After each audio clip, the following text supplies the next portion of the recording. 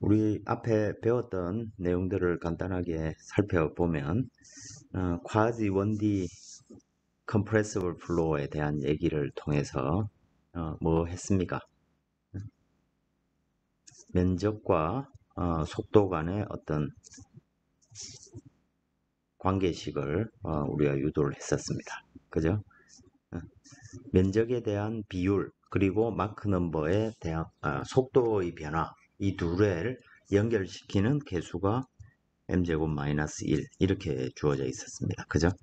그래서 마하수가 1보다 클 때는 양수고 1보다 작으면 음수고 그러니까 면적과 속도의 어떤 변화 관계가 서로 부호가 달라진다는 것이죠. 그죠? 그런 걸 이용했었고 그 원리를 이용해서 우리가 컨버징, 다이버징 노즐을 통해서 초음속 유동을 만들어낼 수 있다. 이런 얘기들을 우리가 했습니다. 오늘 한번 전체적으로 살펴보면 이 문제가 여러분들 시험 문제였었죠. 그죠? 이 과정을 이렇게 수축 팽창하는 과정을 설명하는 문제가 있었습니다. 자, 면적 속도 관계식을 보면 어떤 면적의 변화하고 속도 속력의 변화를 연결하는 게 m 스퀘어 마이너스 1이었고 그래서 이제 이 과정을 따라서 초음속인 경우 우리가 흔히 아는 베르누이 관계식과 서로 반대의 어떤 경향을 가짐을 알 수 있죠.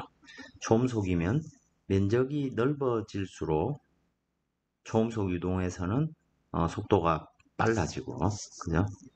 또 좁아지면 속도는 느려집니다. 그러면 압력은 어떻게 됩니까?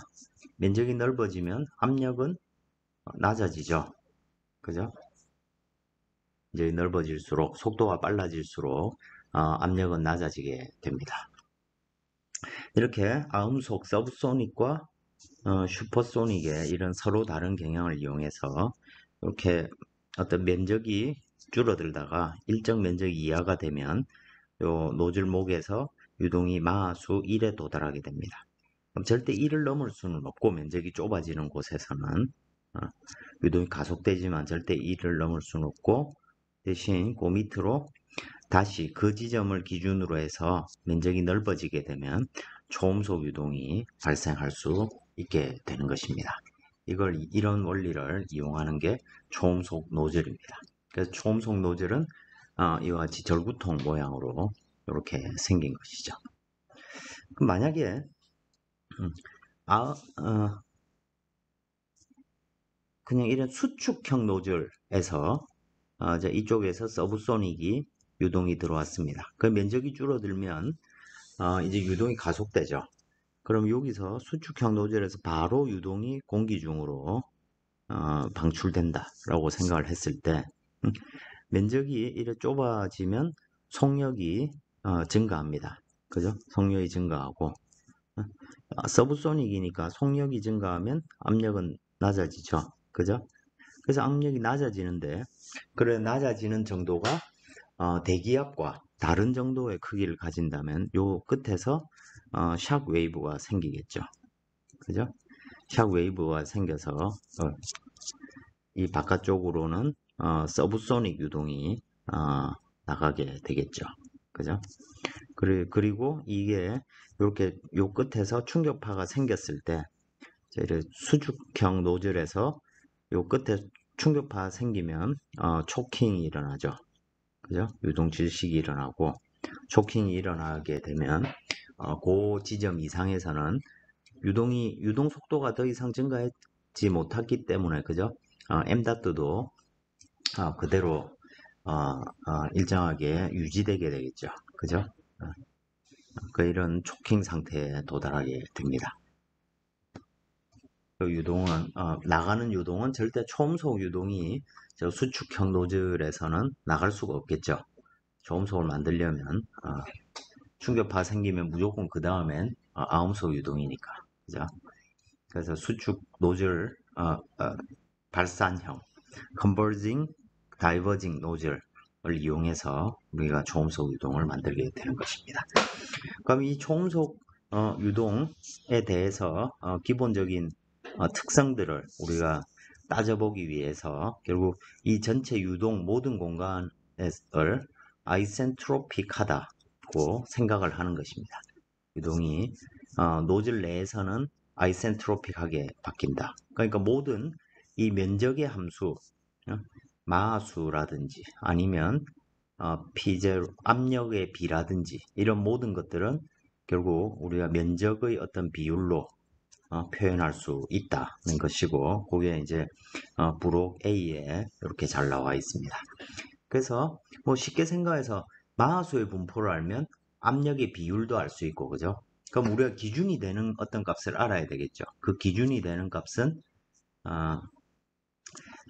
이 stagnation pressure, stagnation temperature 또는 total pressure, total temperature, 전온도, 전압. 이걸 알고 면적을 알거나 마하수를 알면 모든 양을 환산해 낼 수 있다는 것이고, 또는 꼭 이 스태그네이션 컨디션을 알 필요 없이 스타로 표현하는 거. 이게 뭡니까? 이게 소닉 컨디션이죠. 그죠? 소닉 컨디션. 즉 이 유동에서 소닉 지점은 어디입니까? 노즐목입니다. 그죠? 이 소닉 노즐목에서 우리가 어떤 조건들을 알아도 면적의 비율이 어떻게 바뀌는지 또는 마수가 어떻게 바뀌는지에 따라서 그 지점의 분포 뭐 모든 양을 우리가 찾아낼 수 있게 되는 것입니다.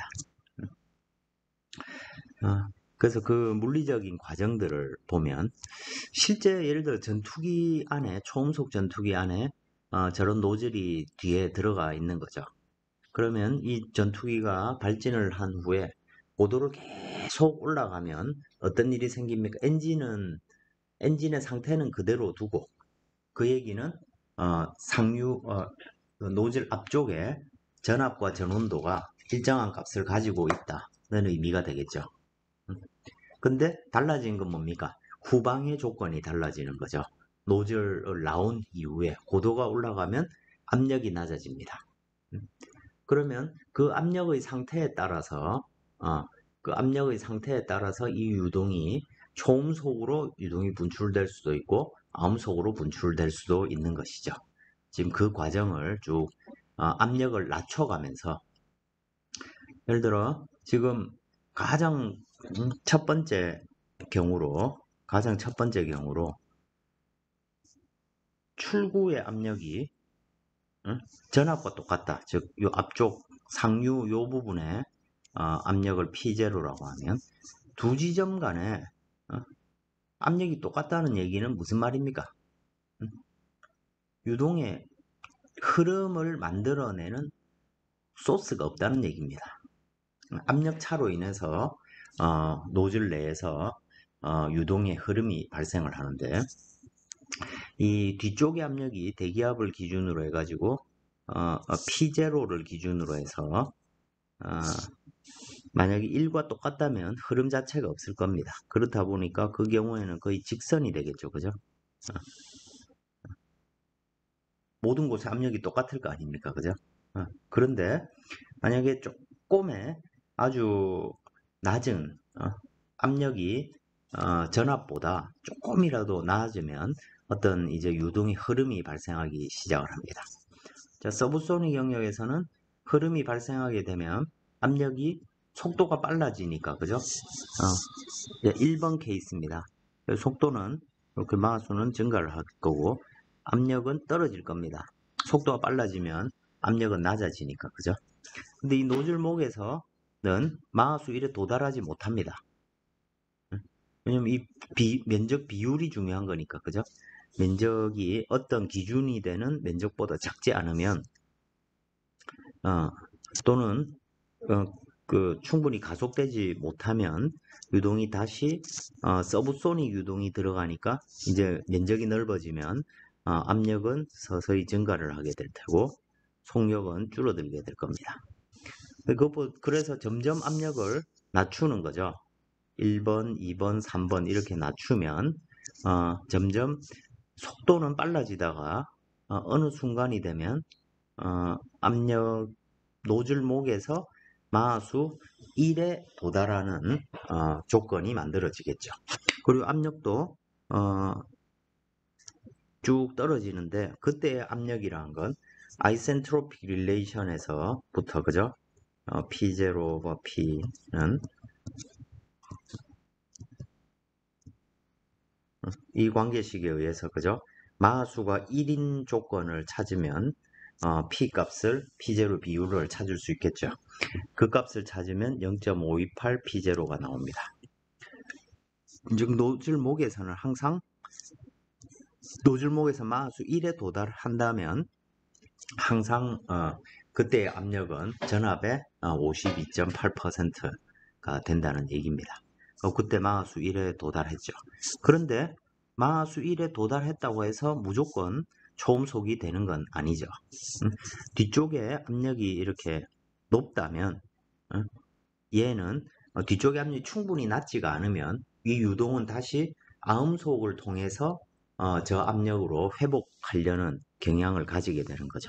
그래서 뒤쪽 압력이 높기 때문에 0.528보다 높기 때문에 다시 압력이 부드럽게 회복되고 이때는 아음속의 경로를 이렇게 따라가게 됩니다. 그런데 뒤쪽 압력이 이제 낮아지면 상황이 좀 달라지는 거죠. 자, 아까 우리가 봤던 게 여기서 압력이 다시 이렇게 회복되는 과정이었습니다. 그죠? PE 3번 케이스가 이렇고 그때는 압력이 어떻게 됐습니까?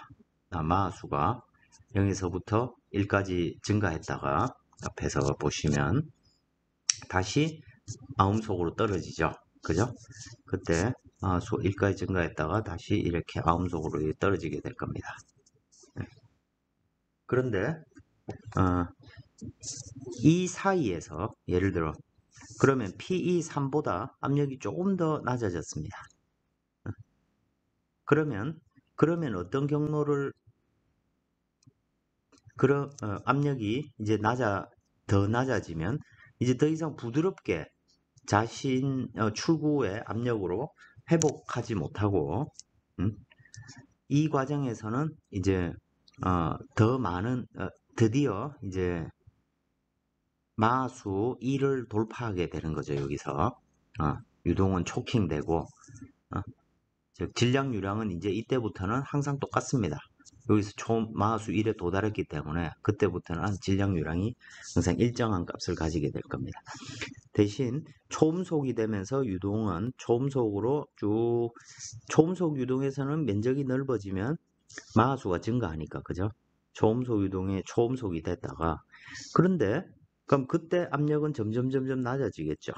그런데 이 지점의 압력이 계속 그 초음속 상태를 유지하지 못하고 뒤쪽의 압력으로 높아져야 되는 거죠.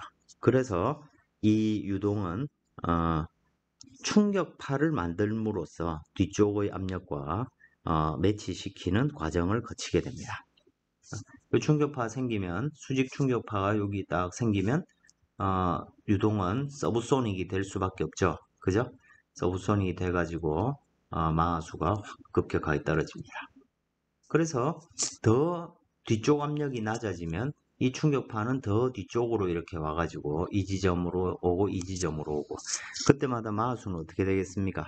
더 크게 왜냐하면 이 뒤쪽으로 더 많이 가니까 그죠? 이런 식으로 떨어지겠죠. 그죠? 맞습니까?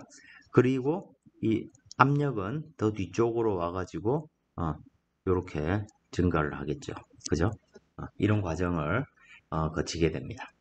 그러다가 이 수직 충격파가 자 이때의 상태가 이제 5번의 상태가 되는데 이 앞쪽에서 오던 충격파가 딱 여기 이 지점에 딱 걸리는 바로 직전에 딱 걸리는 그때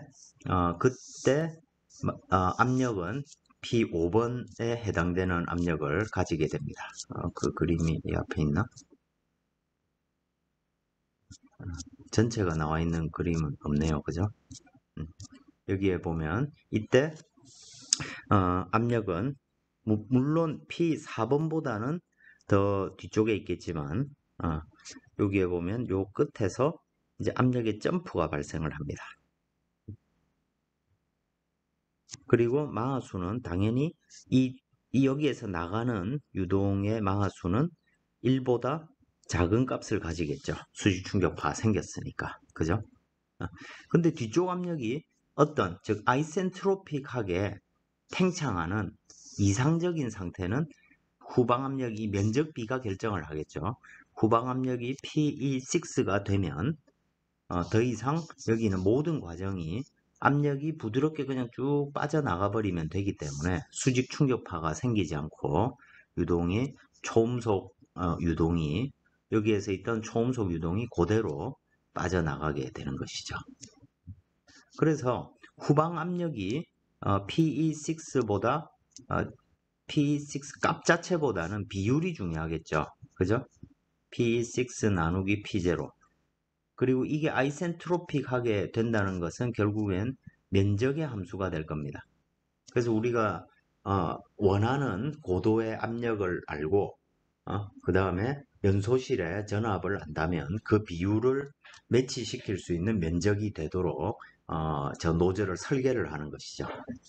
그러면 드디어 이제 밖으로 나가는 이 제트가 초음속에 도달하게 되는 것이죠. 그래서 초음속 유동이 되려면 항상 이 압력이 백프레셔가 P6보다 낮아야만 초음속 유동이 생기게 되는 것입니다. 근데 이제 그 다음에 또 압력이 더 낮아지게 되면 이제 어떻게 되냐면 여기선 P6로 유동이 이렇게 나왔는데 백프레셔가 P5보다는 낮고 P6보다 낮으면 이 충격파가 반듯하게 나오는 게 아니고 여기에서 이제 요 값을 보상해 주기 위해서 경사 충격파를 이렇게 만들어내는 것이죠. 그래서 압력이 한번 높아지고 그 압력이 PB가 되도록 백프레셔가 되도록 만들어지는 것이고 그것보다 PE6보다 후방 압력이 더 낮으면 즉 고도가 더 높아지면 이쪽에서 유동이 팽창을 해가지고 팽창파를 통해서 유동이 팽창을 하고 그래서 유동은 바깥쪽으로 이렇게 퍼지는 형태로 유동이 발생하게 될 겁니다. 네? 이와 같이 어쨌든 쉽게 말해서 수직 충격파가 딱 걸리는 요 압력보다 압력이 조금 더 낮아지면 경사 충격파가 이런 식으로 더 생기겠죠. 그죠? 그러다가 더 압력이 낮아지면 이렇게 더 기울어진 경사 충격파가 생기고 더 기울어진 놈이 생기고 어느 순간 되면 이제 그 충격파가 사라지게 되는 거죠. 그죠? 그게 이제 아이센트로픽한 거고 그것보다 더 낮아지면 이제 팽창파가 생겨가지고 유동이 바깥쪽으로 이렇게 퍼져나가는 형태로 발생하게 되는 것입니다. 이런 과정들을 거치게 되고 그래서 이제 전투기가 지상에서 발진해 가지고 점점 고도가 이렇게 올라가면서 점점 빠져나가는 유동은 점점 많아지겠죠. m다트는 증가를 할 겁니다. 그러다가 노즐목의 마수가 딱 1이 되는 순간 이후로는 밖으로 분출되는 m다트는 정해지고 추력은 그냥 아주 심플하게 발생하는 추력은 m.VE로 표현할 수 있습니다. 그래서 아음속에서는 m.도 증가하고 VE도 증가하니까 실제로 m.로 보면 면적, 그죠? 출구의 면적, 그 다음에 VE의 제곱 이렇게 속도의 제곱에 따라 추력이 증가를 하다가 초음속이 되면 m.가 일정해져 버리니까 그 다음부터는 추력이 속도에 비례해서 증가를 하게 되겠죠. 그죠? 근데 초킹이 됐다고 해서 출구로 나오는 유동이 무조건 초음속인 건 아니죠. 그죠? 그것보다 더 낮은 압력으로 그래서 노즐 이 후방 중간에 충격파일이 생겼다가 고도가 올라갈수록 이 충격파가 더 바깥쪽으로 이렇게 계속 빠져나가야 될 겁니다. 그러다 압력이 더 낮아지면 이 출구 끝에 수직 충격파가 생기는 게 되고 그 다음에는 바깥쪽으로 경사 충격파가 되면서 이 컨트롤 볼륨 입장에서 보면 이제 그 빠져나가는 빠져나가는 컨트롤 서피스 출구면의 속도는 이제 초음속에 이르게 되는 것이죠. 그러면서 이제 초음속 젯이 빠져나가게 되고 또 속도도 그만큼 빨라졌으니까 추력도 선형적으로 쭉 증가를 하게 될 겁니다. 그러면서 이제 추력 자체가 많은 항력을 극복하고 점점 가속이 될 수 있는 조건에 진입을 하게 되겠죠. 그죠? 그런 과정을 통해서 우리가 이 초음속 추진에 필요한 초음속 유동에 필요한 초음속 비행에 필요한 추진력을 얻게 되는 것이죠. 그죠? 이 과정을 우리가 이렇게 전체적으로 지난 시간에 쭉 한번 살펴봤습니다. 여기 이제 예제 문제가 있는데 한번 보겠습니다. 컨버스천 챔버, 이게 이제 연소실이죠. 라킷 엔진의 컨버스천 챔버 내에서 케로신이 쉽게 말해서 이제 항공유입니다. 그죠? 연료하고 산소가 산화제를 같이 넣어서 태웁니다. 그러면 뜨겁고 압력이 고온 고압의 가스 온화물 연소기체가 여기서 생기는 것이죠. 그리고 연소가 일어날 때는 사실 넓은 공간이고 속도가 낮습니다. 그래서 우리가 그 공간을 속도가 거의 0이라고 둘 수 있는 것이죠. 그럼 그때의 압력과 온도가 결국엔 전온도가 되는 것이죠. 노즐 입장에서. 그죠? 자, 이렇게 되었고, 그래서 그때 전온도는 3144 켈빈. 연소실, 로켓이나, 엔진의, 초음속, 그 추진기관 엔진 내에, 연소를 통해서, 온도가 3000도 이상 올라간다는 얘기입니다. 그리고 그때의 압력은 P0는 20기압까지 올라갑니다. 그리고 이거는 가스 믹스처, 더 이상 공기가 아니죠. 그죠? 산소와 케로신 이런 게 들어가면 결국 감마나 그 가스 콘스탄트 같은 게 달라지는 거죠. 그죠? 그리고 그 값이 측정을 해보니까 저런 값이라는 것입니다. 그리고 로켓 노즐 엑싯 출구 쪽에 압력은 1atm이라고 주어져 있습니다. 그냥 대기죠. 그죠? 그리고 노즐목의 throat area, 이게 이제 A 스타 또는 AT가 되죠. 그죠? 그죠? throat의 면적이 0.1 제곱미터로 주어져 있습니다. 그리고 P0, T0를 알기 때문에, 그죠? 우리가 면적비만 하면 모든 게 끝나는 거죠, 사실. 그죠? 마수도 다 구할 수 있고. 그리고 이 유동은 연소실 내부는 절대 아이센트로픽 하지 못한데 그 이후에 우리는 상태를 P0, T0로 알고 있으니까 이 유동을 아이센트로픽 플로우라고 가정을 할 수가 있습니다. 이때 출구에서의 어떤 속도와 노즐 전체의 질량 유속, 매스 플로우, M 닷들을 구하라는 얘기죠. 그죠? 자, 우리는 아이센트로픽 플로우이기 때문에 어떤 양의 비율 하나만 알면 나머지 모든 양을 사실 구할 수가 있습니다. 지금 우리 여기서 스태그네이션 컨디션으로 P0, T0를 알고 또 주어져 있는 조건은 출구의 압력이 1기압이라는 것을 알고 있습니다. 그죠? 자, 그러니까 P0분의 P를 알고 있다는 얘기죠. P2를 알고 있습니다. 그죠? 그럼 압력비를 알면 밀도비도 알고, 그죠? 온도비도 알고 다 알 수 있는 거죠. 맞죠? 그러면 우리 아이센트로픽 관계식에서부터 이건 어떻게 표현됩니까? T0분의 T2의 감마 마이너스 1분의 감마, 이런 식으로 표현될 수 있죠. 그죠? 그럼 여기서 이 비율이 P0분의 P2라는 놈이 결국 20분의 1이라는 걸 알고 있으니까 이걸 이용해서 출구의 온도도 찾아낼 수가 있습니다. 출구의 온도를 계산을 해보면 약 1700 켈빈이네요. 매우 뜨거운 놈이 지금 출구로 나오고 있다는 얘기입니다. 1700도나 되는. 그죠? 그래서 화염이, 그죠? 초음속 노즐, 로켓 엔진 노즐의 뒤쪽에 화염이 확 나오는 것입니다. 지금 1700도에. 그죠? 연속 기체가. 그리고 온도를 알면 음속도 아는 거죠. 그죠? 음속은 루트 감마 RTE로 결정되겠죠. 출구의 음속은. 음속은 대략 900m per second라는 걸 알 수가 있습니다. 그리고 압력비나 온도비를 알면 결국에 저걸 마하수로 다 환산할 수 있죠. 아이센트로픽 플로에서는 어떻게 환산합니까? T분의 T0가 1 플러스 2분의 감마 마이너스 1 M제곱입니다. 그래서 출구의 온도, 출구의 마하수 관계로 이 식을 표현하면 여기서 마하수를 계산할 수 있을 것입니다. 그래서 계산을 쭉 해보면 얼마가 나오냐면 출구의 마하수는 약 6.6 정도.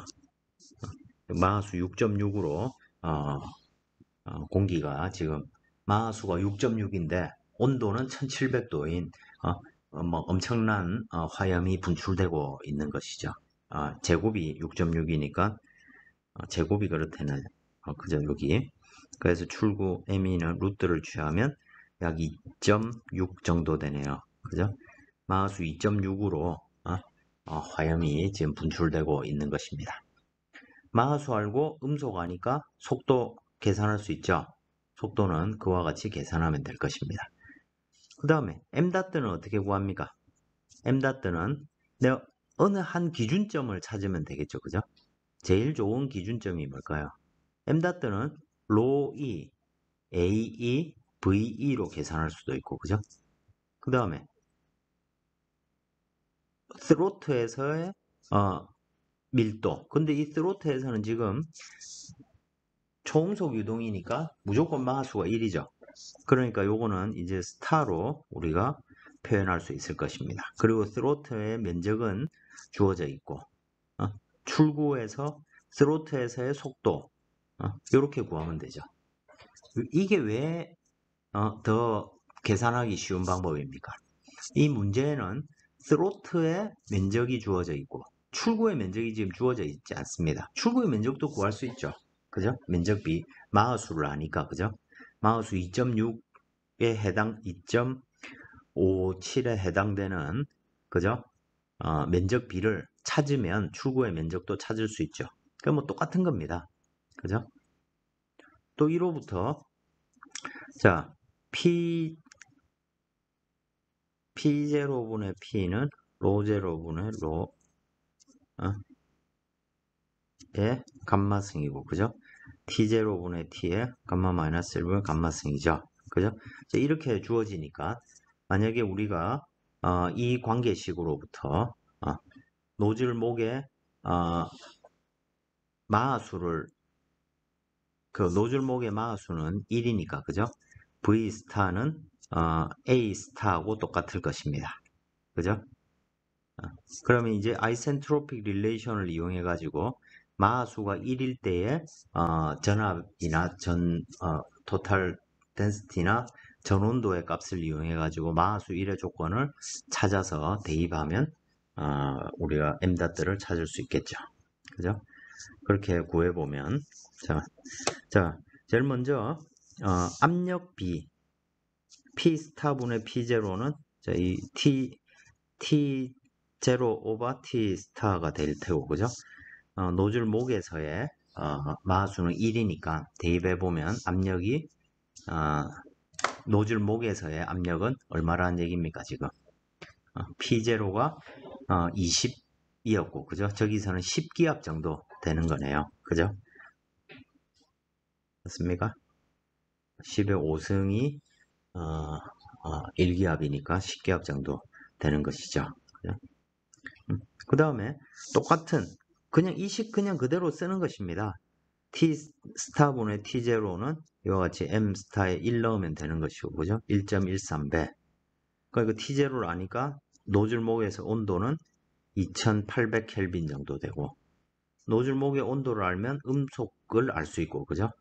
그 음속이 바로 속도가 되는 것이죠. 그죠? 밀도는 P는 ρRT 이용해 가지고 계산할 수 있을 것입니다. 그렇게 계산을 해보니까 노즐목에서 유동의 속도는 약 1151m/s 정도 되고 그때 m닷은 122kg/s. 1초에 120kg씩 그죠? 빠져나가는 거죠. 큰 로켓이 있습니다. 그럼 지금 이 문제의 조건에 맞도록 로켓이 설계되어 있다면 마하수 2.6으로 온도 1700도에 그죠? 화염이 빠져나가는데 그 유량이 초당 120kg씩 빠져나간다는 것입니다. 그럼 그 안에 만약에 이렇게 따지면 케로신하고 산소가 반반씩 든다 치면 연료가 초당 60 그죠? 초당 60kg씩 연료가 태워져 가지고 빠져나간다는 것이죠. 그죠? 그럼 1톤 그죠? 1톤의 연료를 태우는데 로켓이 1톤의 연료를 태우는데 얼마 걸린다는 얘기입니까? 지금 15초 걸린다는 얘기죠. 그죠? 황당한 얘기인 거지. 그죠? 실제로 근데 이제 좀 과장되이 한 것이고 공기비라든지 근데 러프하게 따지면 그 정도 규모의 어떤 현상이 그 총 질량이 밖으로 빠져나가는 것이죠.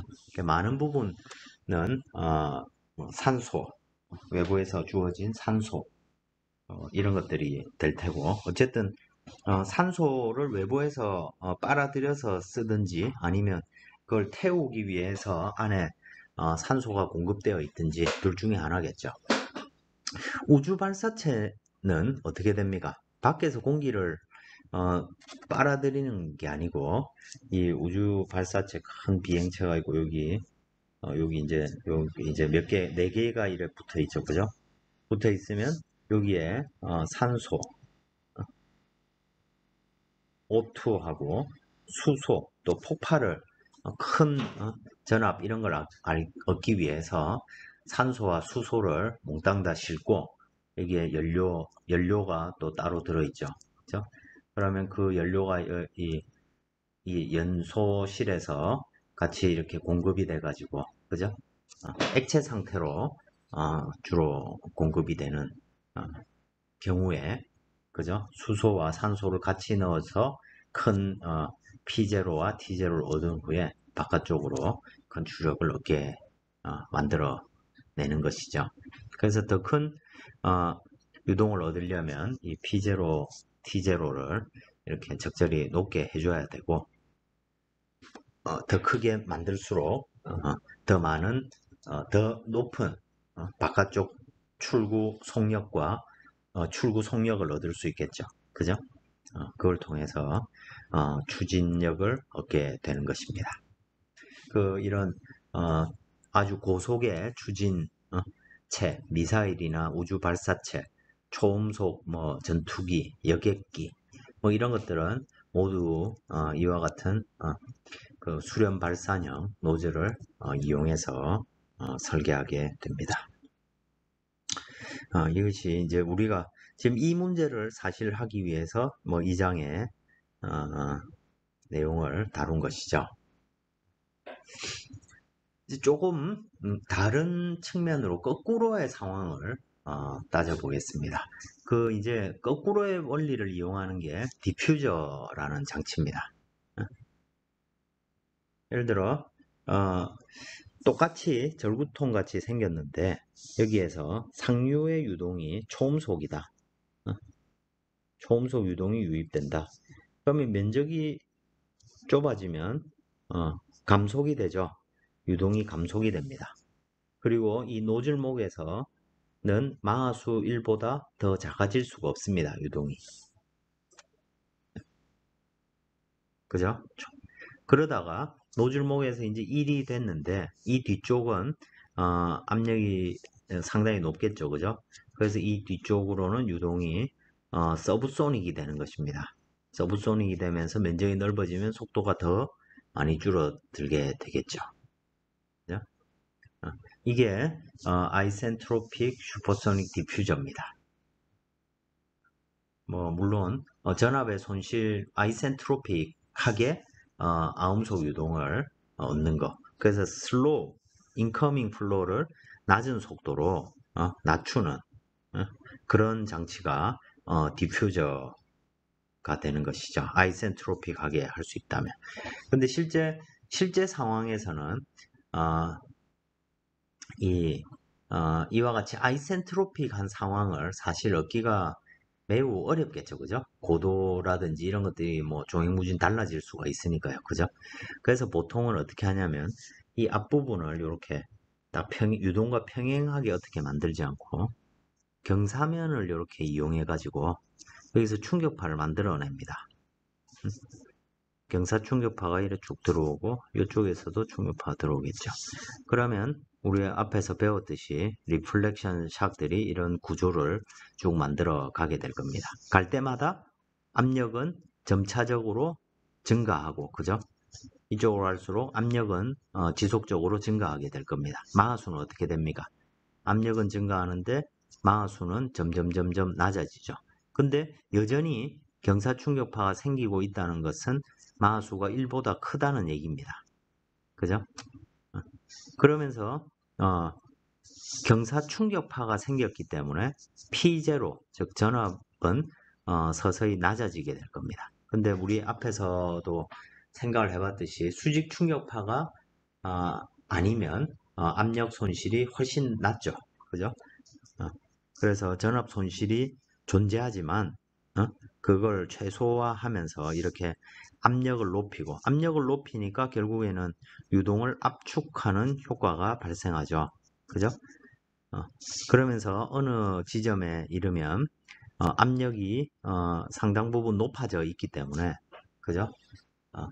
즉 뒤쪽의 압력과 이 압력 차가 크지가 않다는 겁니다. 그러니까 여기에 약한 수직 충격파가 생기고 드디어 유동은 서브소닉이 되는 것이죠. 이와 같이 실제로는 이 앞을 이렇게 뾰족하고 경사지게 만들어서 초음속에서 압축을 이뤄서 서브소닉을 만들어내는 이런 형태로 장치가 만들어집니다. 이제 우리 어, 시험 문제에도 있었듯이 뭐 이렇게 3단으로 장치가 되고 여기서 초음 충격파가 이렇게 생기고, 그죠? 그럼 이 유동이 들어가면 여기서도 경사 충격파들이 이렇게 생기는 거죠. 그죠? 또 여기서는 또 팽창파들이 생기고, 그죠?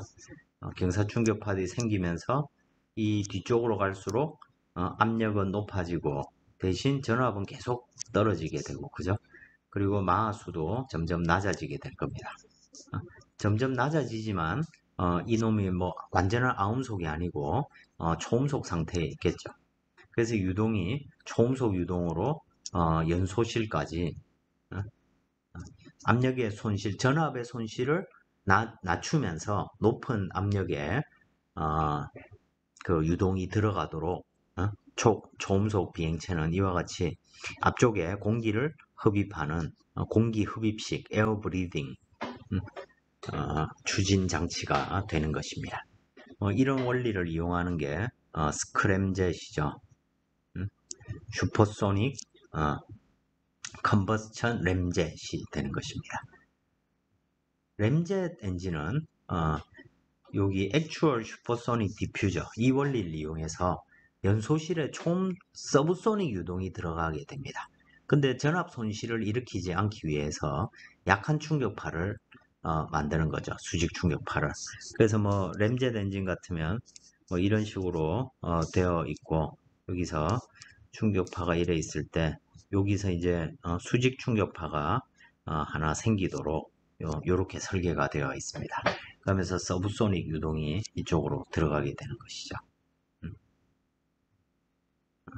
그런 원리를 이용해서 초음속에서의 어떤 추진 장치를 사용하게 됩니다. 미슬은 이와 같이 공기를 흡입한다는 개념보다는 내부에 갖고 있는 연료와 산화제를 직접 연소시켜서 산화제를 이용해 가지고 연소를 시키는 것이고, 공기 흡입식 추진 장치는 외부의 공기를 흡입하고 거기서 이제 압축된 공기가 연료와 이렇게 섞여 가지고 불이 붙어서 고온 고압에 연소가 발생하도록 만드는 장치가 되겠습니다. 그런 차이점이 있는 것이죠.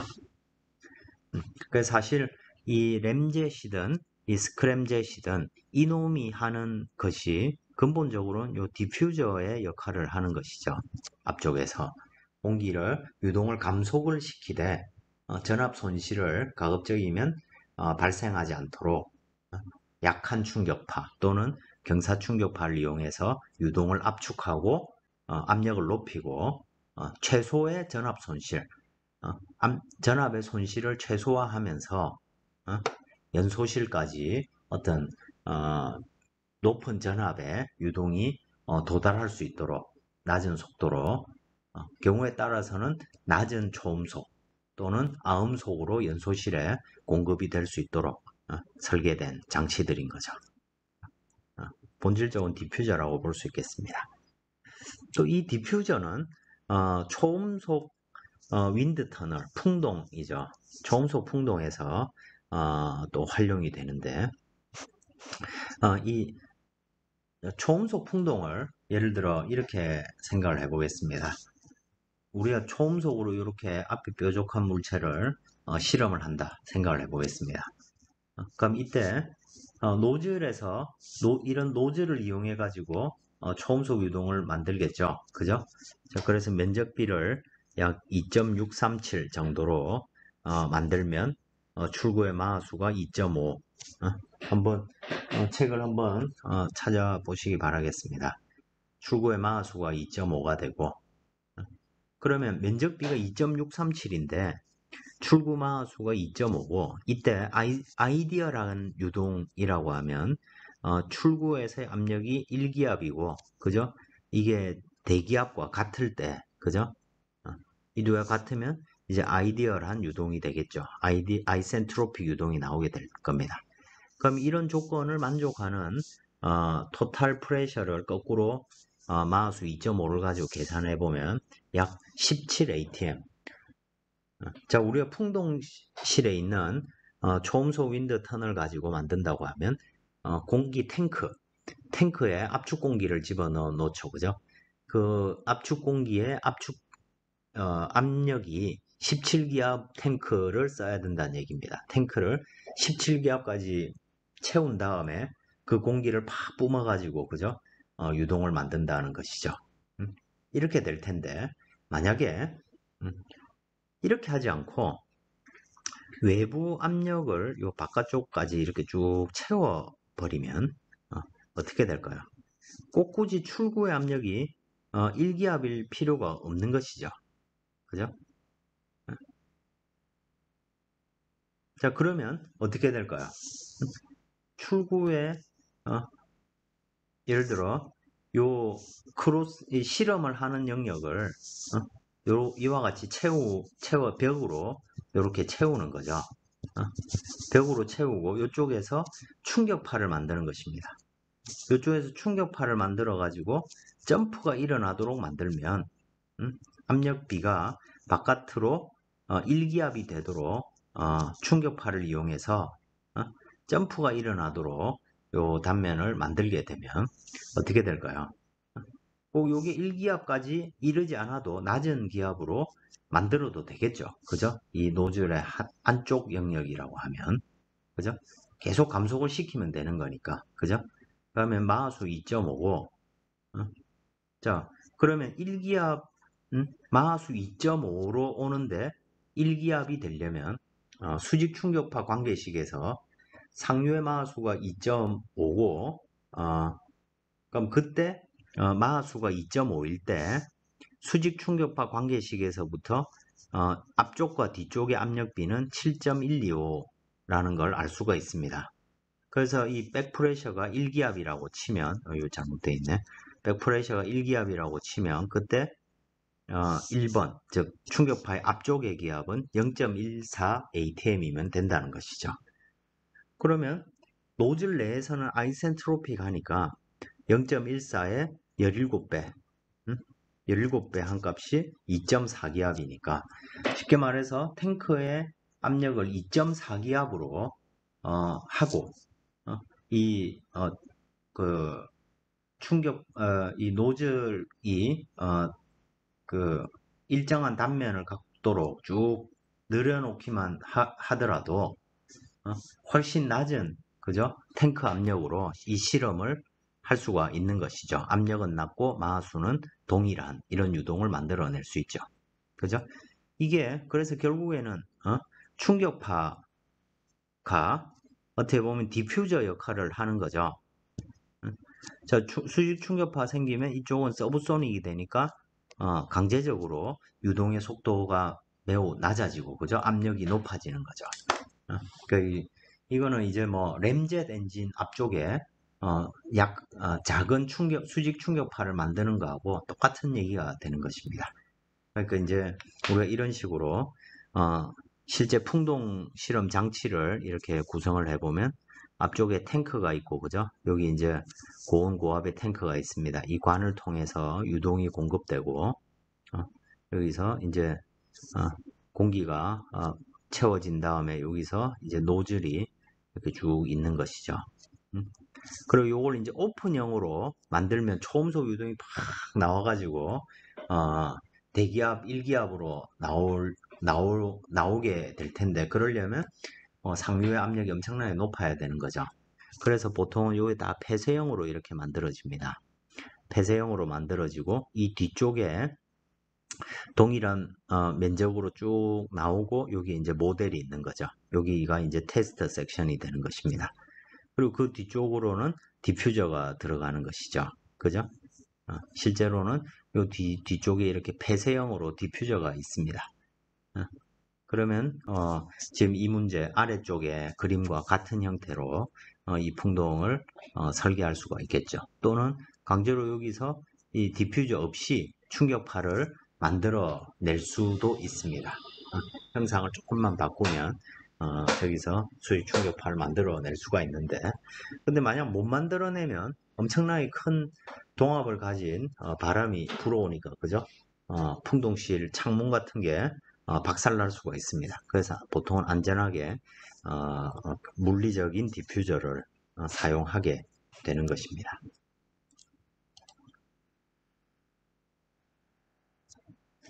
자,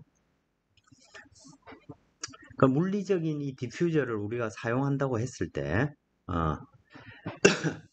뭐 방금 조금 전에 한 얘기처럼 이 덕트 엑싯에 수직 충격파를 딱 이렇게 계속 일정한 거의 대부분 상태에서 만드는 게 쉽지가 않습니다. 그래서 실제로는 디퓨저를 이와 같이 공면 형태로도 안 만들고 이렇게 거꾸로 공면과 유사한 어떤 이런 어블릭 샥을 이용하는 디퓨저를 만드는 것이죠. 이게 뭐 흡입구, 공기 흡입구 하고 똑같은 겁니다. 그러면 노즐목에서의 면적을 AT1이라고 하면 디퓨저에서의 면적은 이 AT1보다 항상 커야만 됩니다.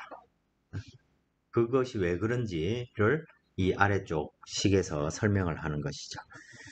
초음속 터널은 이와 같이 앞쪽에 노즐이 있고 테스트 섹션이 있고 그 뒤쪽에 이렇게 디퓨저가 있습니다.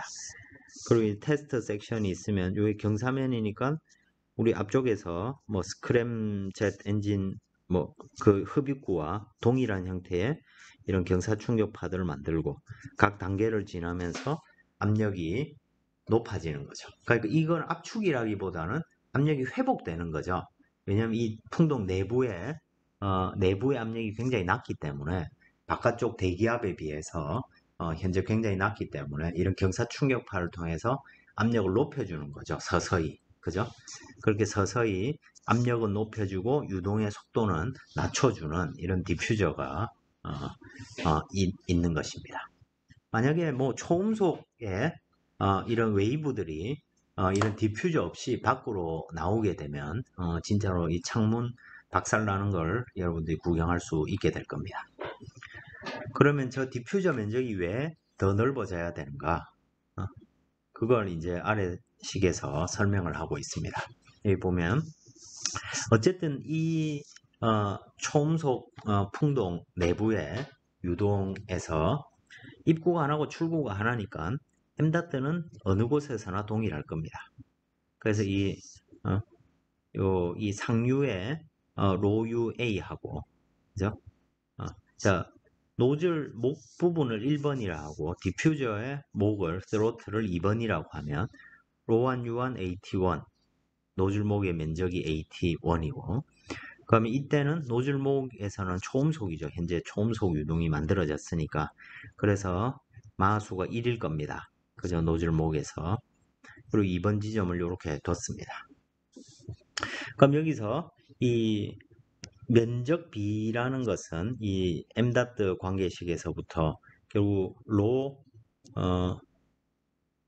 로1 스타 A1 스타 로2 스타 A2 스타로 표현이 되겠죠. 그죠? 이것도 로2 스타 마수가 1이죠. 노즐 목에서 요 끝에 그렇죠? 요 지점을 이제 마우스 1에 도달하는 지점을 생각을 하니까 A2 이렇게 표현이 될 것입니다. 그죠? 그리고 A 스타는 아디아베틱 플로에서 항상 상수가 됩니다. 왜 그럴까요? A 스타는 루트 감마 R T 스타가 되겠죠. 그죠? 그리고 이때 마수가 1인 유동이 되니까 아디아베틱 플로에서는 전온도가 유지가 되죠. 그죠? 그로부터 전온도하고 저희 마수 그 음속 그 온도 비 관계식을 따져보면 이 값이 상수가 됨을 알 수가 있습니다. 그래서 밀도비, 쉽게 말해서 면적의 비는 밀도비의 역수가 된다는 것이고, 그러면 거기서 밀도라는 것은 RT분의 P니까, 그죠? 요 관계식을 쓸 수가 있습니다. 근데 여기서 T1 스타하고 T2 스타가 같으니까, 그죠? 요 생각할 필요가 없고, 결국에는 이 압력 B가 된다는 것입니다. 압력 B의 역수가 된다는 것이죠. 그죠? 그럼 이 관계식으로부터 우리가 압력 B에 관한 관계식으로부터 P0 1번, 즉 탱크의 전압과 노즐 목에서의 압력은 마수 1 관계식 넣으면 이와 같이 표현될 거고, 그죠? 또 P2번 지점은 또 어떻게 됩니까? P02, P02가 뭐겠습니까? 바깥쪽으로 빠져나가는 압력이죠. 그죠? 자, 그러면 그 관계로부터 또 이 식도 똑같을 거니까요. 그죠?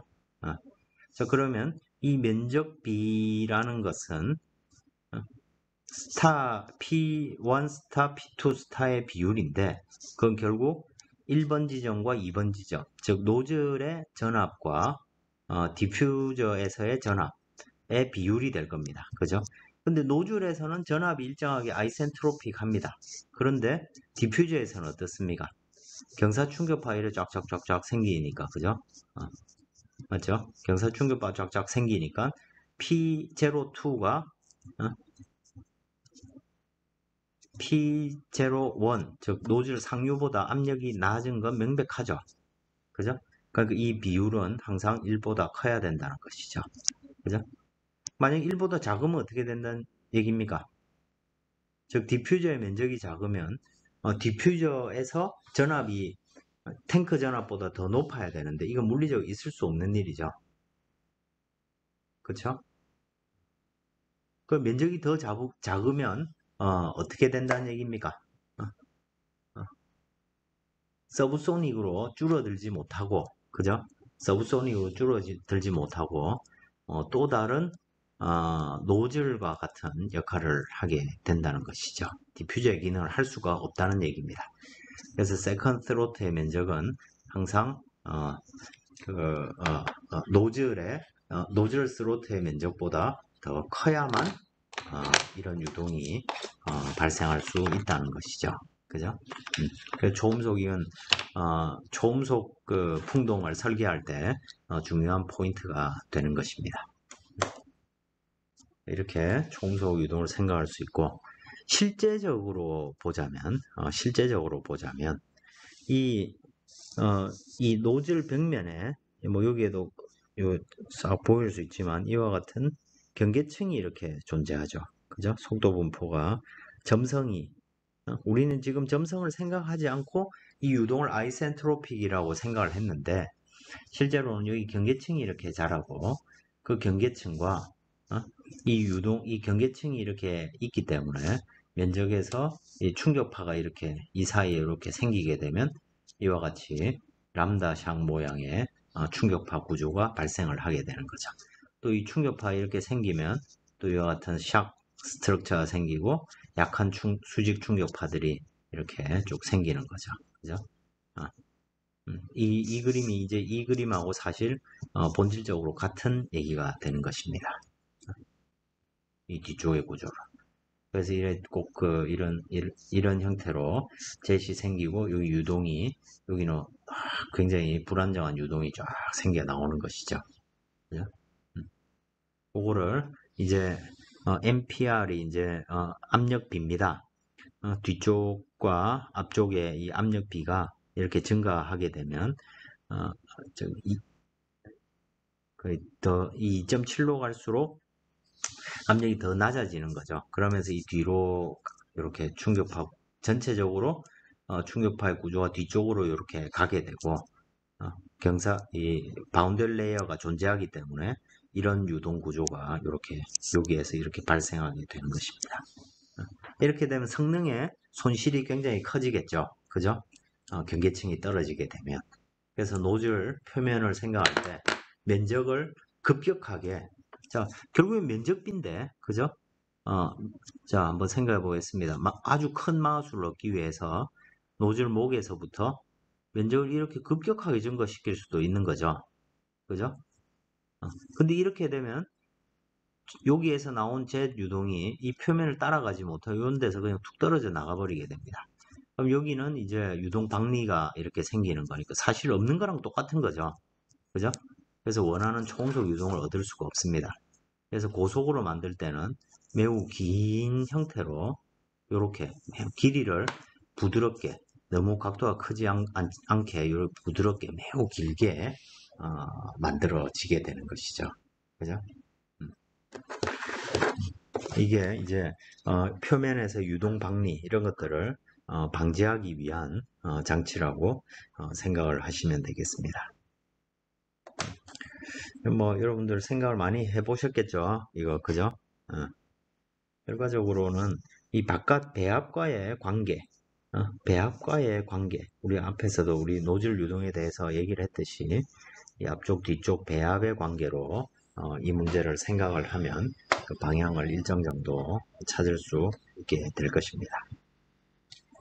그래서 흐름을 보면 전체적으로 유동이 이런 어떤 흐름을 따라가는 근본적인 이유가 여기서 이제 유동이 팽창되니까 이쪽으로 들어가고 그죠? 또 반대쪽에서 온 이 팽창파 때문에 또 유동이 안쪽으로 이렇게 공유를 이루게 되겠죠. 그죠? 유동이 턴을 하는 것이죠.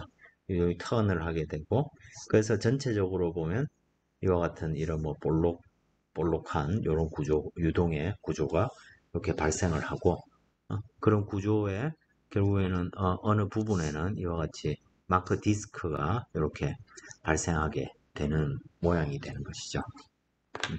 실제로 뭐 이런 것들이 이제 사진을 찍으면 꼭 무슨 셀이 있는 것처럼 보여지게 되고 가급적이면 저런 것들이 없는 유동이 우리가 성능 입장에서는 좋은 유동이 되겠죠.